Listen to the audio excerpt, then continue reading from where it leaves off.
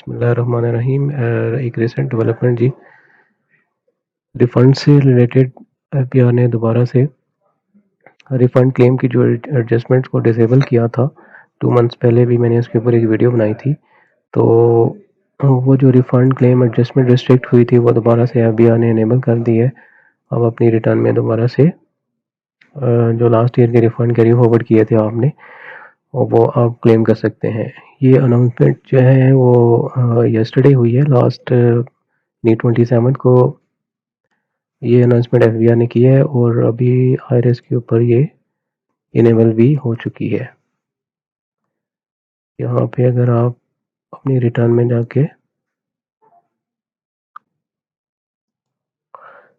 अपनी रिटर्न में आप जाके ये देख सकते हैं, refund adjustment of other years against demand of this year, serial number 92101 में दोबारा से ये सेल आ गया है और ये इनेबल भी है। इसका मतलब है कि आप दोबारा से यहाँ पे अपने जो लास्ट ईयर के रिफंड कैरी फॉरवर्ड हुए थे वो आप एडजस्टमेंट क्लेम कर सकते हैं। अब एक्चुअली इसमें बड़े इश्यूज आ रहे थे और इसके ऊपर कराची टैक्स बार ने एक लेटर भी लिखा था एफबीआर को, जिसमें उन्होंने ये भी एक इशू हाईलाइट किया था और इसके अलावा भी कुछ इश्यूज थे जो आईआरएस के अंदर एरर आ रहे हैं, उनके ऊपर उन्होंने एक डिटेल में लेटर लिखा था जिसको उन्होंने एफबीआर को हाईलाइट किया था कि ये इश्यूज भी हैं जो एक टैक्स पेयर को आ रहे हैं।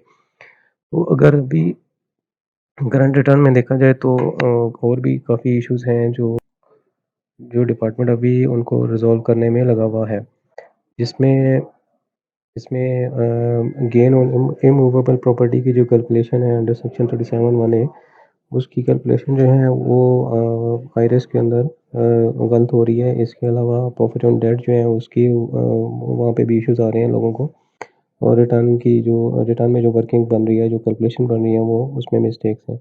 इसके अलावा जो under section 116A foreign income और एसेट्स हैं नॉन रेजिडेंट इंडिविजुअल के लिए, वहाँ पे भी इश्यूज आ रहे हैं लोगों को।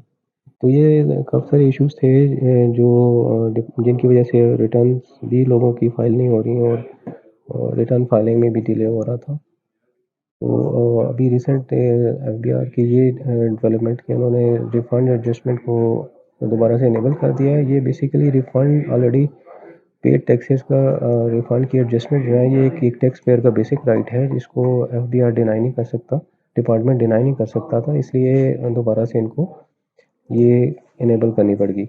जैसे फॉर एग्जांपल अगर आप एक सैलरीड पर्सन है और सैलरी के अंडर सेक्शन 149 में ये मेंशन है ऑलरेडी कि आपका जो एम्प्लॉयर है उसने average rate of tax withheld करना है आपकी इनकम में से after adjustment of taxes withheld from under other heads और tax credit admissible under section 161 और 63 जो है, ये बेसिकली रिमूव हो गया है करंट रिसेंट फाइनेंस एक्ट 2022 में। तो अभी जो रह गया है वो 61 रह गया है। 63 जो था ये 2022 के लिए भी इनेबल है, और जो लास्ट ईयर जो अभी करंट रिटर्न फाइल हो रही है उसमें सेक्शन 63 का क्रेडिट भी एडमिसिबल है। इसके बाद जो नेक्स्ट ईयर है उसके लिए ये सेक्शन 63 डिसेबल कर दिया गया।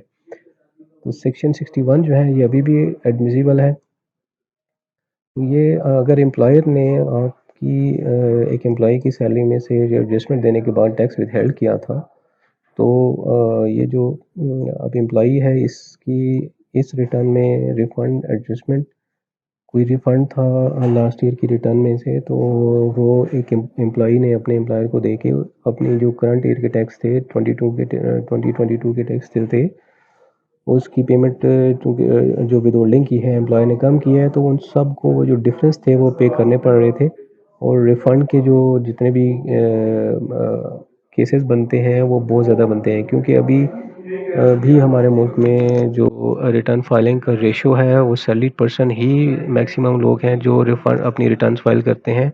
अदर दैन सैलरी तो लोग बहुत कम करते हैं, तो ये रिफ़ंड की एप्लीकेशंस बहुत ज़्यादा बन जाती और एफबीआर के ऊपर बर्डन ही ज़्यादा बढ़ जाना था। तो ये तो इनके लिए खुद ही डिपार्टमेंट के लिए खुद ही एक बड़ा मसला बन जाना था इतने ज़्यादा क्लेम्स को एडजस्टमेंट देने के लिए। इसलिए दोबारा से इन्होंने रिफंड एडजस्टमेंट को इनेबल कर दिया है, और जो बाकी इशू रहते हैं अभी रिटर्न के अंदर वो भी आहिस्ता आहिस्ता रिज़ॉल्व होते जा रहे हैं। अभी आइरिस का रिस्पॉन्स भी बहुत ज़्यादा स्लो है, कभी-कभार तो बिल्कुल ही डेड हो जाता है। तो अभी चांसेस यही हैं कि जो रिटर्न की फाइलिंग है इसमें एक्सटेंशन हो जानी है, एटलीस्ट 1 मंथ तो एक्सटेंशन पक्की हो जानी है।